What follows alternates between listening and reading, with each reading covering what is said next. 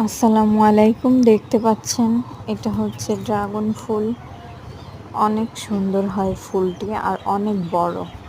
এটা আমি আমার বাসার ছাদে আমি টবের ভিতরে লাগিয়েছি। আর অনেকগুলো ফুল এসছে এবং ফুলটিকে পরাগায়ন করে দিলে অনেকগুলো ফল হবে এবং এই পরাগায়ন করার ফলে কিন্তু ফলটার ওজন বৃদ্ধি পায় বা ফলটা মোটা হয়।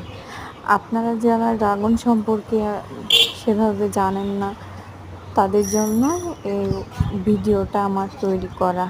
আপনারা খুব সহজে নার্সারি থেকে অনায়াসে একটা ডাল বা চারা নিয়ে এসে একটা টবের ভিতরে লাগিয়ে দিলেই এটা কোনো যত্ন ছাড়াই হয়ে যায়। তারপর আপনারা করতে পারেন কি, এটা যখন বড় হবে ডালটা, তখন আপনারা কাটিং থেকে অনেকগুলো চারার বিস্তার করতে